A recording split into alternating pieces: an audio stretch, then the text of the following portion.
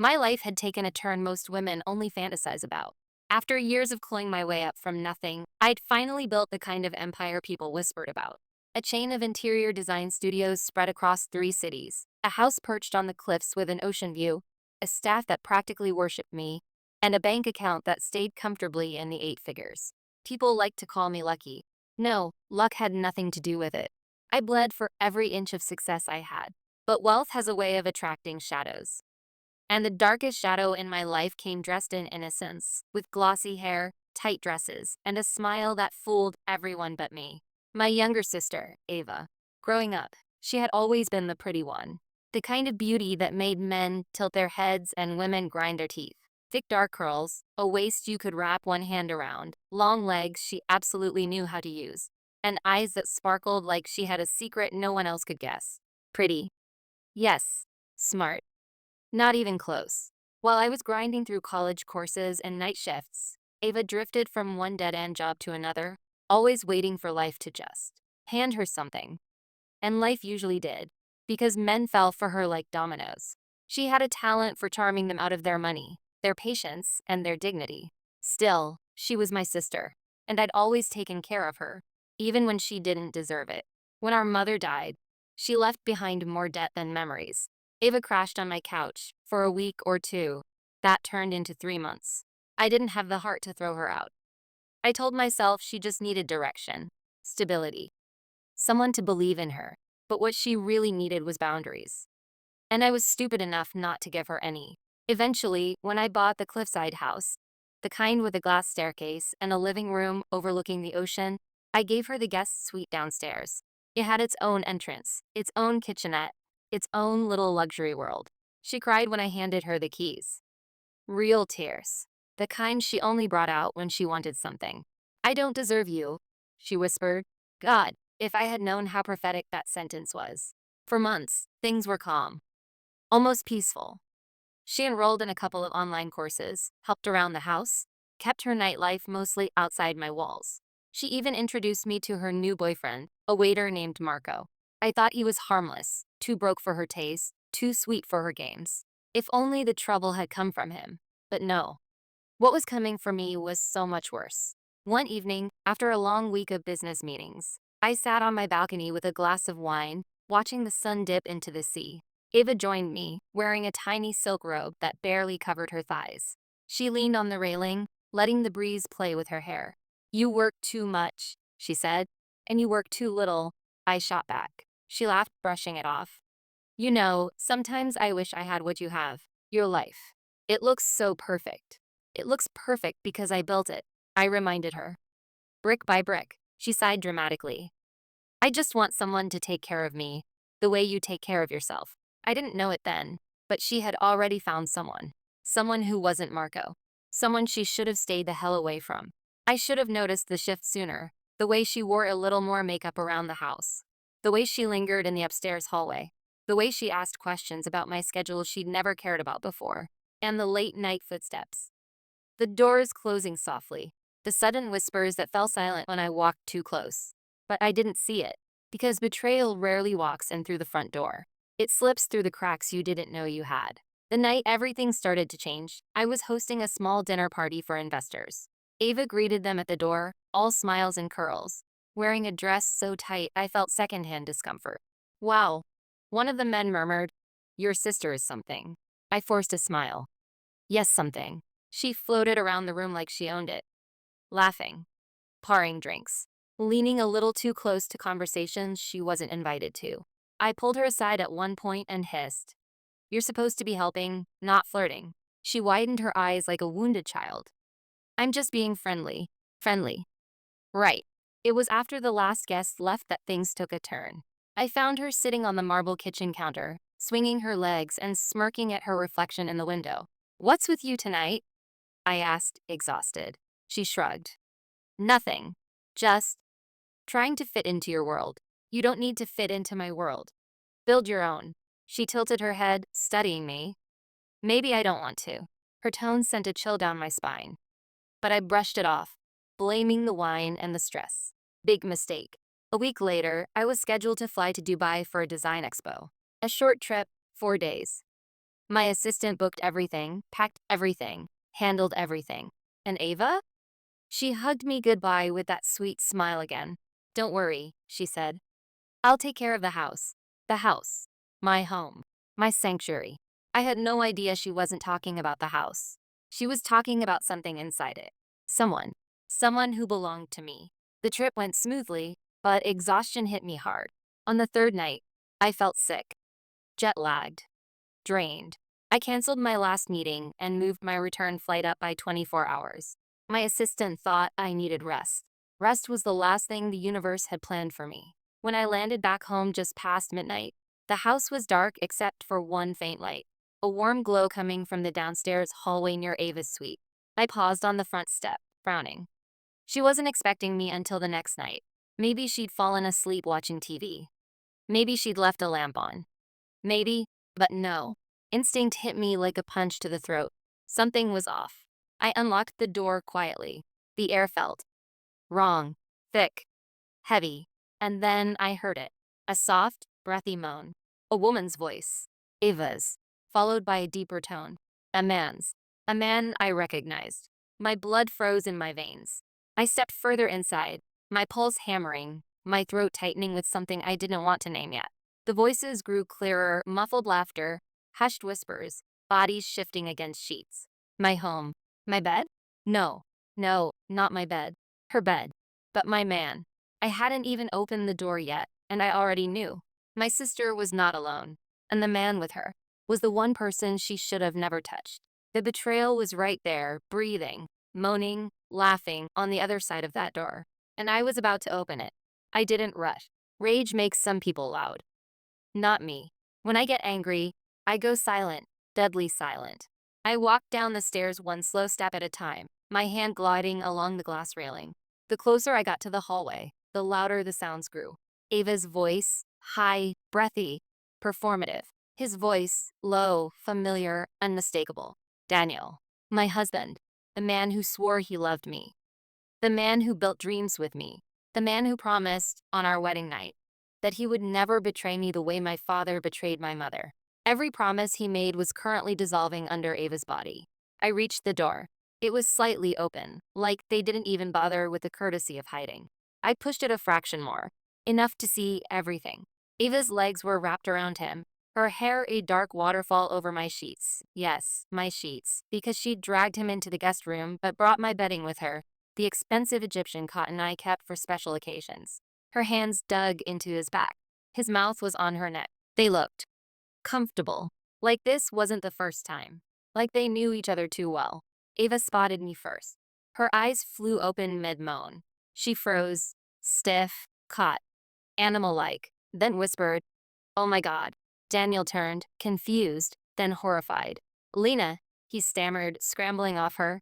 I didn't scream, didn't cry, didn't throw anything. I just stood there. I looked at the two people who should have protected me the most, my sister and my husband, and realized they weren't confused or scared because they'd been caught. They were scared because they knew I was the one person whose anger mattered. Ava pulled the sheet up over her chest like modesty mattered now. I thought you were coming home tomorrow." That was the excuse she went with. Not sorry. Not explanation. Not shame. Timing. I stepped inside the room. Daniel reached for his pants. "Lena, please, let me just. This isn't what it looks like." I shot him a look so sharp it sliced his sentence in half. "It's exactly what it looks like," I said quietly. Ava opened her mouth. I raised one finger. She shut it. You'd think betrayal would feel like a stab. It didn't. It felt like a void, cold, echoing, endless. Like someone hollowed out my chest and left nothing behind. "Get out," I told Daniel. He blinked. "What? Get out. But, are you deaf or just stupid?" I snapped. "Take your clothes and leave my house now." He grabbed his things and stumbled out, barefoot, half naked, mumbling apologies, trying to touch me as he passed. I stepped back. Touching him felt like contamination. When his footsteps disappeared upstairs, I closed the door behind him. Just me and Ava now. She clutched the sheets tighter, tears pooling in her eyes. "Lena, I didn't plan this." "Oh, spare me." My voice came out calm, deadly calm. "You planned every hair flip, every question about my schedule, every time you paraded around upstairs like a cat in heat. Her lip trembled. I didn't mean to fall for him. God. She said it. You fell for my husband. I repeated slowly. My husband. She started crying harder. He made me feel special. You have everything, Lena. Everything. Men worship you. You don't know what it's like to always be second.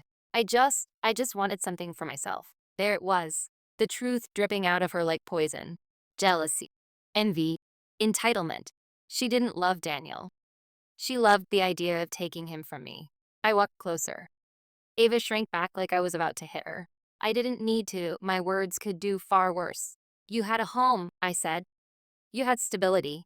You had my trust. I dragged you out of every mess you made. I gave you a life you didn't earn. I know, she sobbed. And you repaid me, I whispered, by putting your hands on the one thing that was mine. She shook her head desperately. Lena, please. Don't hate me. Hate you? I laughed once, sharp, hollow. Oh, Ava. Hate is too soft. Too easy, too gentle. I leaned in until she couldn't look anywhere but my eyes. You are nothing but a parasite that bites the hand feeding it. She flinched. And now, I continued. The feeding stops. Her face crumpled. What does that mean? You're kicking me out? Kicking you out? I tilted my head. No, Ava. I'm removing you. Her breath hitched. What? I want you out of this house by sunrise. Everything you brought here fits in 2 suitcases. If it doesn't fit, it stays. If you're not gone by morning, trust me, you'll wish you were. Lena, please, please. Where am I supposed to go? Not my problem. I stepped back. I'm done saving you. She reached for me with shaking hands. I'm your sister. Not anymore. The words didn't tremble. They were steel. I left the room. Closed the door behind me. Her sobs followed me down the hall. But I didn't break. Didn't look back. Didn't hesitate. Because betrayal does one thing very well. It kills what used to be soft. By morning, Ava was gone. Not a note. Not an apology. Not even a goodbye. Just silence. And a marriage in ashes. But this wasn't the end. It wasn't even close. Because the thing about betrayal, it always leaves evidence. Clues. Threads. And as I started pulling those threads, I uncovered something far worse than a one-time affair. Something darker. Deeper. Far more intentional. Ava hadn't just taken my husband. She had been planning something much bigger. Something designed to destroy me. In the days that followed, the house felt foreign. Too quiet. Too hollow. Every room echoed with the memory of what I'd walked in on. I thought the silence would calm me. Instead, it sharpened everything. Rage. Hurt. Suspicion. And beneath all of it, a gnawing instinct telling me that Ava's betrayal wasn't an accident. It wasn't impulsive. It was calculated. And the more I replayed the last few months, the more the pieces rearranged themselves into a picture I didn't want to look at. Daniel tried calling, texting, emailing, leaving voice messages that swung wildly between begging and denial. I didn't answer a single one. Let him drown in the mess he made. I was done carrying his weight. But while he spiraled, I focused on the one thing that mattered, the truth. Because something about Ava's tears didn't sit right with me. They weren't the tears of guilt. They were the tears of someone upset their plan got exposed too early. On the third night after the betrayal, I found the first real clue. I was in my office, my sanctuary, sorting through paperwork when I noticed a stack of folders that weren't where I left them. At first, I brushed it off. But then I saw it. One of the drawers was slightly open. Not enough to be obvious, but enough for someone rushing to hide something. I pulled the drawer open fully. My financial files were disturbed. My business contracts. My property deeds. Even confidential client portfolios. My heart thudded as I pulled everything out, rifling through documents that should have been untouched. And that's when I found it. A folded piece of paper wedged between 2 binders. It wasn't mine. I unfolded it slowly. It was a letter, addressed to Ava, in Daniel's handwriting. I read it once, then twice. By the third time, my vision was shaking. He wrote about their future. He wrote about freeing himself financially. He wrote about waiting for her to finish everything on her end. And the worst part, he wrote about my assets. My properties. My accounts. My company. They weren't just sleeping together. They weren't just betraying me emotionally. They were planning to dismantle me, piece by piece, like vultures circling a dying animal. My breath left my lungs in a slow, cold rush. I wasn't the victim of a selfish affair. I was the target of a coordinated attack. Two people I trusted conspiring behind my back. And if that letter had been hidden in my office, then Ava had been rummaging through things she had no business touching. But why? What was she trying to find? And how long had she been doing it? The next clue came 2 days later, when I called my accountant to go over quarterly projections. He hesitated before speaking. Lena, I was actually planning to call you. My stomach nodded as he explained that someone had been requesting copies of my financial statements. Large ones. Transfers. Property valuations. Even insurance details. I asked who requested them. He hesitated again. Ava. A cold, hollow stillness swept through me. My sister had been investigating my accounts, possibly preparing to claim something, steal something, or hand something over. My pulse hammered as the puzzle assembled itself into a picture so ugly I almost didn't believe it. Ava hadn't betrayed me out of lust. She betrayed me for leverage, for profit, for survival. And Daniel, idiot, coward, opportunist that he was, had been dumb enough to follow her lead, thinking he'd walk away with half of everything I built. Pathetic. But here's the thing about predators. They assume you're prey. They forget lions can play dead. They forget you can roar when you need to. And I was done staying quiet. I drove to the cliffside overlook that night, not to calm down, but to think, to strategize. The ocean crashed against the rocks below, and for the first time since the betrayal, I felt something sharpen inside me. A resolve. A hunger for justice, not the legal, clean kind, but the kind that leaves scars. But before I could move forward, I needed answers. Real ones. So I tracked Ava down. It wasn't hard. People like her don't disappear. They attach themselves to the next source of attention. I found her staying in a cheap short-term rental across town. She opened the door wearing an oversized hoodie, looking small and helpless. As usual, but I wasn't fooled anymore. She inhaled sharply when she saw me. Lena, what are you doing here? I stepped inside without asking. She closed the door behind me, wringing her hands like she was the victim. I kept my voice steady. I found the letter. Her face drained of color so fast it was almost impressive. What letter? Don't insult me, I said. Daniel wrote to you about your plan, your future, my money. She swallowed hard. It wasn't like that. It was exactly like that. She backed away until her legs hit the edge of the bed. It was Daniel's idea, she whispered. He said if we exposed your flaws, if we proved you were unstable, he could get half the company. Maybe more. I stared at her, stunned not by the plan, but by how confidently she admitted it. She wasn't ashamed. She wasn't apologizing. She was just scrambling to shift the blame. So you broke into my office, I said slowly. You dug through my files. You tried to fabricate evidence against me. Ava started crying again, those same fake, delicate tears. I didn't know what else to do. I had nothing, Lena. Nothing. You had everything handed to you. I snapped. It came out low, sharp, final. Everything was NOT handed to me. I built it, while you chased men and excuses. She froze. I stepped closer. You didn't betray me because you were desperate. You betrayed me because you're jealous. Weak. And you can't stand that your life is a reflection of your own decisions. Ava's voice cracked. Please don't destroy me. I'm not here to destroy you, I said.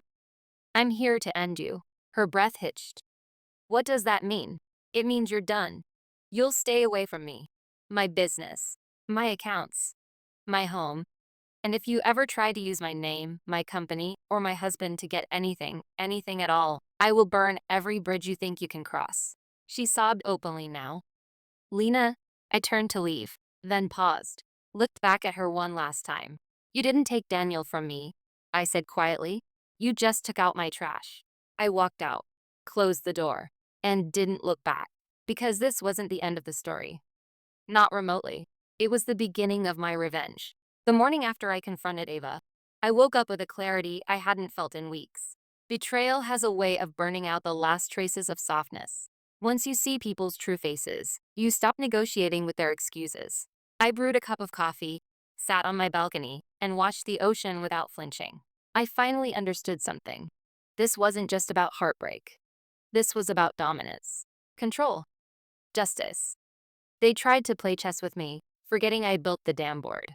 Daniel showed up at the house 2 days later, because cowards can't survive silence. He pounded on the door, yelling my name like he deserved an audience. I didn't even bother opening it.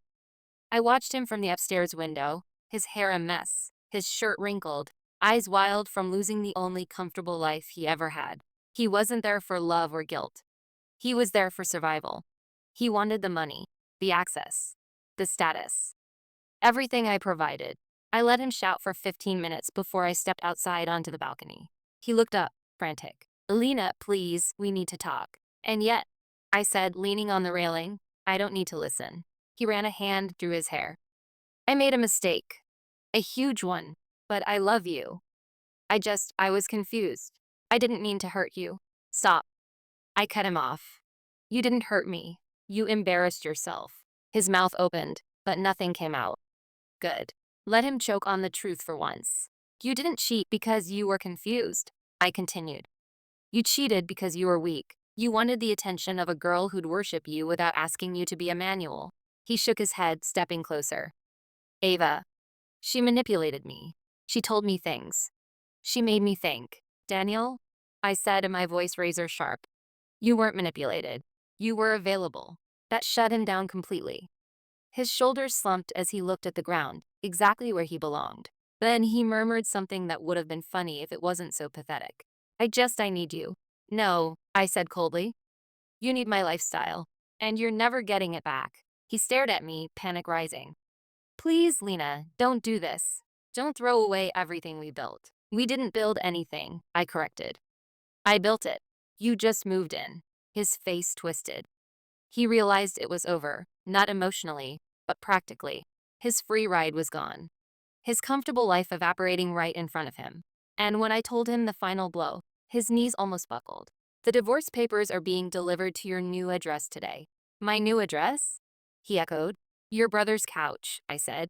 "Since you apparently can't afford anywhere else without my money." He exhaled hard, defeated. For a second, I almost pitied him. Almost. Then I remembered what he sounded like inside my sister's bed, and the pity evaporated. He left without another word. Good. One snake down. Now it was time for the Viber. Ava tried texting me the next evening, long paragraphs about mental breakdowns, childhood trauma, apologies soaked in self-pity. She blamed Daniel. She blamed loneliness. She blamed bad decisions. She blamed everything but the person responsible. Herself. I didn't respond. Instead, I took the letter I'd found, Daniel's pathetic love and conspiracy confession, and forwarded a photo of it to my lawyer. She called me within minutes. "Lena, this is fraud intent to harm. Financial conspiracy, I can use this." "Use it," I said calmly, and she did. Within a week, Daniel and Ava received formal legal notices. Investigations. Potential charges. Restrictions. And a warning not to contact me in any capacity. Ava spiraled first. She tried calling from blocked numbers. Tried sending voice notes crying. Tried guilt. Tried threats. Her last message said, "You're ruining my life." "No, sweetheart. You ruined your own life. I'm just letting it catch up to you." The final nail came 3 weeks later. I was meeting with my attorney when she handed me a folder. Inside were screenshots. Months of messages between Ava and Daniel. They didn't just plan to steal from me. They planned to sabotage my business, leak false stories, create instability in my leadership so investors would question me. In one message, Ava wrote, "She acts like she's better than me. I want her to lose something for once." There it was, the jealousy in ink, the motive tied with a bow. My attorney looked at me. "We can press this hard, or we can keep it quiet and destroy them privately. Your call." I closed the folder. They don't deserve a public audience. So I took everything they thought they could take from me and ripped it out of their hands. Daniel lost his job after the investigation into him started. Ava's short-term rental got revoked when she missed payments. They tried running to mutual friends, but everyone knew whose side to choose. And when the financial freeze hit them, they had no one left to leech off. Two people who thought they could rob an empire now couldn't even pay for groceries. One night, weeks later, I got a final text from an unknown number. "You win. No apology. No accountability. Just surrender." I didn't respond. Winning wasn't the goal. It was the consequence. That night, I sat alone in my living room, The same place where all the lies had been whispered, where Ava had floated around pretending to be harmless, where Daniel had played the loyal husband. But the house didn't feel tainted anymore. It felt reclaimed, quiet, powerful, mine again. And for the first time since the night I opened that bedroom door, I exhaled without bitterness. The people who betrayed me were gone. My empire was intact. My name was untouchable. And I had done it without losing my dignity. In the end, betrayal didn't break me. It refined me. And Ava and Daniel? They became exactly what they always were. Footnotes in the story of a woman they were never strong enough to destroy. The universe has a dark sense of timing. Just when you think the storm is over, it gives you one last test, one final strike to see if you've truly learned. Mine came 6 weeks after Daniel's free ride ended and Ava's little world collapsed. By then, I had moved on. Not healed. Healing implies softness. I had hardened, sharpened, evolved. My days were focused, my nights peaceful, my business thriving under pressure like it always did. I had cut the rot out of my life, and the infection stopped spreading. Then the knock came. Not frantic, not loud. Just a steady rhythm that told me the person on the other side wasn't desperate. They were resigned. I opened the door. Ava stood there, but not the Ava I remembered. She looked smaller, thinner, hollow-eyed. Her hair was unwashed, her clothes sagging on her frame. Whatever charm she once weaponized was gone. She looked like the consequence of her own decisions had finally chewed her down to nothing. She cleared her throat. "Can I talk to you?" "No." I stepped back, ready to close the door. "Please." Her voice cracked. "I'm not here to fight. I'm not here to steal anything. I need to say something." I should have slammed the door. But something about her face stopped me, not sympathy, not nostalgia, curiosity. I wanted to hear what delusion she'd cling to now. "Fine," I said. "1 minute." She stepped inside, staring at the floor like she couldn't handle my eyes. "I know I can't fix anything," she began. "I know I don't deserve forgiveness, and I'm not asking for it." "Good," I said, "because you're not getting it." She winced but continued. "I just want you to know. Daniel left me." I almost laughed. That wasn't news. Cowards don't stay when the consequences show up. "He said it wasn't worth it," she whispered. "That I ruined his life." "You did," I said flatly. "But he ruined his own first." Tears welled in her eyes. Not the manipulative ones. These were different, raw, defeated. The kind that only show up when someone has hit the bottom of a pit they dug themselves. "I lost everything, Lena," she said. "My place, my job, my friends, my reputation. I don't. I don't know who I am anymore." I crossed my arms. "You're the sum of your choices. That's who you are."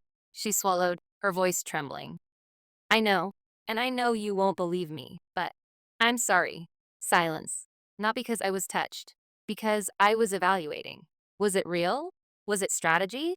Was this her trying to claw her way back into the house she poisoned? But as I studied her, I realized something.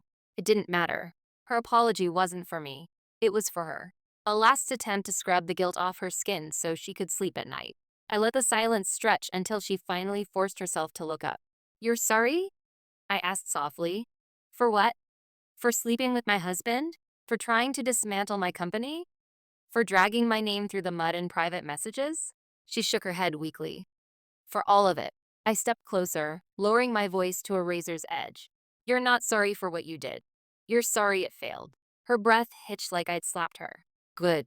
The truth should sting." "I came here because I don't have anyone else," she whispered. "That's not my fault," I replied. "That's your pattern." She covered her face, sobbing quietly. For a second, 1 second, I saw the girl she used to be.